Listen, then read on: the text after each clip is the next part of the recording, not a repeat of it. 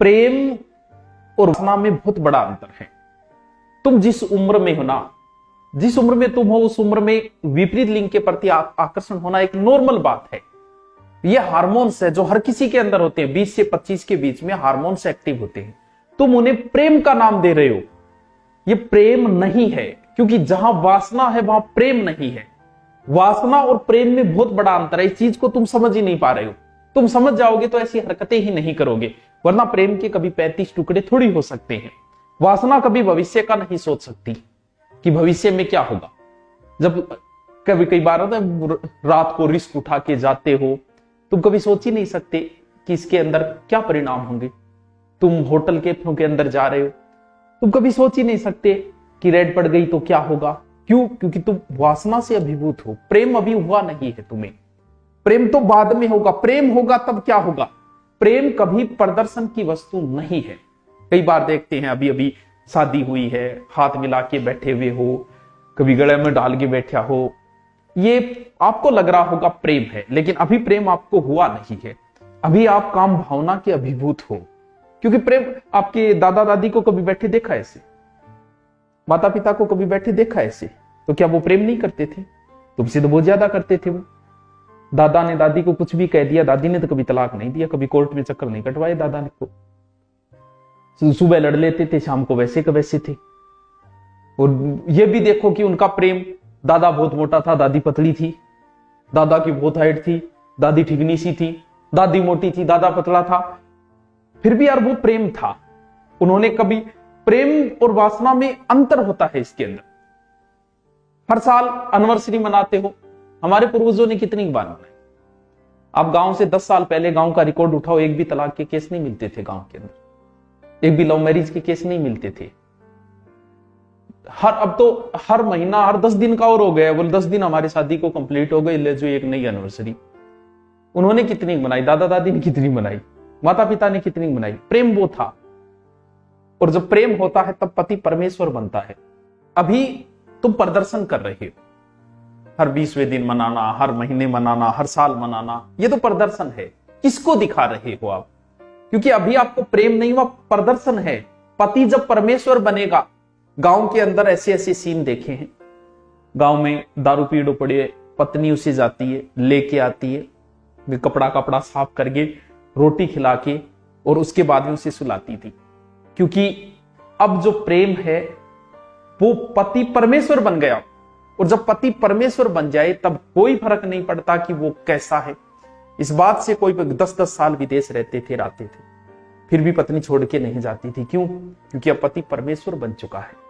और जब परमेश्वर बन जाएगा, क्योंकि वासना जब समाप्त होगी तो पति परमेश्वर बनेगा, तब उनसे प्रेम जो होगा, फिर कोई फर्क नहीं पड़ता कि वो 2 साल बाहर है, पत्नी यहां बैठी है, पति कहीं बैठा है, कोई जरूरी नहीं उनको हाथ डाल के बैठे हुए, क्योंकि जरूरी नहीं प्रदर्शन कहां करना है, वो परमेश्वर बन चुका है।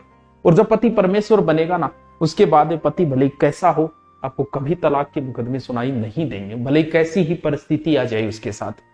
हम तो सिर्फ प्रदर्शन कर रहे हैं, दिखावा कर रहे हैं, हम लोग प्रेम नहीं कर रहे। प्रेम तो शादी के 2 या 3 साल बाद प्रारंभ होता है। उससे पहले तो हम लोग अभिभूत, वासना के अभिभूत है, वो समाप्त होने के बाद में। और आप देख लो, जितने भी लव मैरिज हुई है वो अंडर 2 साल के अंदर अंदर टूट जाती है।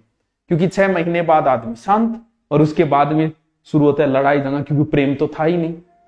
आपको रिलेशन को 5-7 साल हो गई, और अब बहुत बार आपने मुलाकातें भी की है, आप इन चीजों से बहुत ऊपर उठ चुके हो।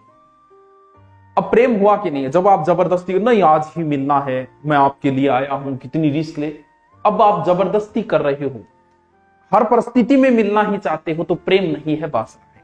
इस चीज को तुम नहीं समझ पा रहे हो। क्योंकि अगर प्रेम होता तो कोई बात नहीं, कल मिल लेंगे, फिर देख लेंगे, मिलने की कहां जरूरत है, देख लेंगे, वो प्रेम है। वो अगर हो गया, 5-7 साल रिलेशन को हो गए, तब सोचो कि करना है कि नहीं करना। फिर भी इजाजत होनी चाहिए कि बड़े बुजुर्गों का आशीर्वाद होना अति आवश्यक है। अगर उनका आशीर्वाद नहीं है तो तुम जिंदगी के किसी मोड़ पे सक्सेस नहीं हो सकते, ना शादी में हो सकते हो, ना कहीं और सक्सेस हो सकते हो। अभी आपके हुआ क्या कि आप वासना से अभिभूत हो गए, आपको लगा कि आपको प्रेम हो गया। अब आपका चल रहा है, समाज की बंदिशें ऐसी है कि आप इन चीजों को पूर्ति नहीं कर पाए। तब आपको एक ऑप्शन लगा कि क्यों ना शादी कर ले, फिर आप बगावत करके शादी कर लेते हो। शादी के 6 महीने बाद जब आपकी वासना परिपूर्ण होती है तब प्रेम सामने आता है। प्रेम तो था ही नहीं, प्रेम नहीं था तो फिर लड़ाई झगड़े तलाक टुकड़े, इसके अलावा कोई ऑप्शन नहीं बचा। तुम मुड़ के वापस जा नहीं सकते क्योंकि तुम तो बगावत करके आए हो। अब बगावत की जाए कहां, मुंह किसको दिखाएं? अब लड़ाई दंगो, लड़ाई के अलावा लास्ट में वही परिणाम होगा जो परिणाम आप सुनते हो। तुम्हें यह लगता है कि मैं 25 साल की हो गई या 25 साल का हो गया, मैं अपने फैसले स्वयं ले सकता हूं। बिल्कुल ले सकते हो तुम, लेकिन आज तक ऐसा कौन सा कार्य तुमने किया ये बताओ कि जिससे लगे कि यार तुम निर्णय लेने में समर्थ हो। कोचिंग में, स्कूल में, गली में, बस में, बस स्टैंड पे, पड़ोस में कोई मिल गया, मिला है वो तुम्हें और उसे आपने ढूंढ लिया और आपको यह लगता है कि आपने सही वर्ग का चयन कर लिया। मतलब आप इतने बड़े हो गए हो कि आप सही पति का चयन कर सकते हो या सही पत्नी का चयन कर सकते हो। इतने बड़े तो शायद नहीं हुए अभी तक आप। अगर ढंग से आपको भेज देना सब्जी लाने के लिए तो एक आधी तो बीच में गड़ेड़ी लिया होगा, सारी हालत आए और तुम्हें लगता है कि तुम सही पति का चयन कर लोगे। उम्र का अट्रैक्शन है, तुम्हें सुंदर देख के, सुंदर कोई दिख गई या सुंदर दिख गया लड़का या लड़की जिससे तुम्हें उससे प्रेम हो गया और तुम्हें यह लगता है कि प्रेम ये नहीं, ये वासना से अभिभूत हो। अभी प्रेम तुम्हें हुआ ही नहीं है। अगर प्रेम होता तो शायद 35 टुकड़े नहीं हो पाते। आदमी को अगर अपनी गाड़ी से प्रेम हो जाए ना तो वो भी उसको बेचता नहीं है। अगर घर का जानवर भी मारा जाए और उससे प्रेम हो तो शायद 2 दिन आदमी खाना नहीं खा पाता। आदमी को अपनी टी शर्ट से भी प्रेम हो जाए तो वो भी उसके 35 टुकड़े नहीं कर सकता। प्रेम नहीं था ये, तुम समझ नहीं पाए। तुम्हें ये लगता है कि हम जो कर रहे हैं वही प्यार है, हमारे माँ बाप दादा दादी ने तो कुछ किया ही नहीं। उन लोगों ने जो समाज की बंदिशें बनाई ना, तुम होंगे ज्ञानी। तुम मुझे 3 लव मैरिज सक्सेस दिखा दो, 3 गैर जाति या गैर धर्म में होनी चाहिए। आपके पास 3 भी उदाहरण नहीं। अगर आप उन सेलिब्रिटियों को भी शामिल करो ना तो भी आपके पास उदाहरण नहीं, उनकी भी टूटती जा रही है। न्यूज आ रही है कि जो देश छोड़ के गई थी वो भी वापस आ रही है। जब उनके उदाहरण नहीं मिल सकते तो फिर तुम ये सोच रहे हो कि तुम्हारी सक्सेस होगी, क्योंकि हम लोगों ने, हमारे पूर्वजों ने जिस जाति और धर्म बनाया था और जाति और धर्म में शादी का जो बनाया था वो ऐसे ही नहीं बनाया। मूर्ख नहीं थे वो, बहुत समझदार थे वो। समाज, हाँ ये बात नहीं कि समाज में भी तलाक हो जाते, होता है, लेकिन फिर भी समाज की जो बंदिशें है ना, वो बंदिशें कहीं ना कहीं व्यक्ति को रोक लेती है। कहीं ना कहीं टुकड़े होने से, कहीं ना कहीं तलाक होने से हमें रोक लेते हैं वो। इसीलिए समाज की बंदिशें अति आवश्यक। तुम्हारा माँ बाप तुम्हें हर छूट दे, भले लड़की हो भले लड़का हो, तुम्हें प्रत्येक छूट दे, लेकिन उन्हें एक बात जरूर कहना कि हमें पूरी छूट दी जाए, पापा हमें पूरी छूट मिले, मामा हमें पूरी छूट मिले, लेकिन तुम्हें कभी शादी की छूट नहीं मिलनी चाहिए। क्योंकि जिस दिन तुम्हें शादी की छूट मिली ना, उसी दिन तुम जाति और धर्म को खत्म कर दो। तुम्हें सारी छूट मिले, माँ बाप को यही कहना कि आप जहां चाहोगे हम वही शादी करेंगे, बाकी हमें पूरी छूट दे, हम पढ़ाई लिखाई सब कुछ मौज मस्ती का हमें टाइम दो, पढ़ाई का भी समय दो, शादी वही करेंगे जहां तुम चाहोगे।